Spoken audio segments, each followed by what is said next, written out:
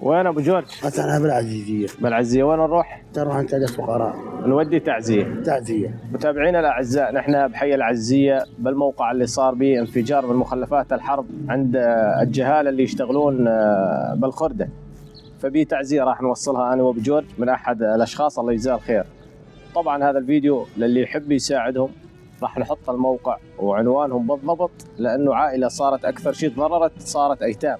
اللي يريد يساعدهم يصلي عندهم، هو يندل الموقع بالضبط.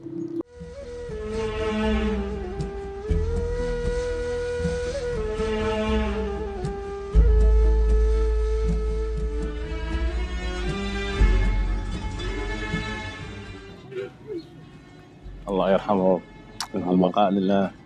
الله يصبركم ان شاء الله. هذا امر الله، الحمد لله رب العالمين. ما حد فاك حاله. الحمد لله رب العالمين. الله يرحمه، والله مقدر هالشيء وكاتبه. الحمد لله. هسه هالبيت هذا بالضبط راح منه كم شخص؟ راح 3 اشخاص. الاب وولده. وولده. تمام. واولاده 3. تمام. ظل بالبيت بس الام وابن صغير عمره 2 سنين. وطفل صغير. طب 1 سنه. وطفل صغير. ايه. وظل بنات. كم بنت عنده الله يرحمه؟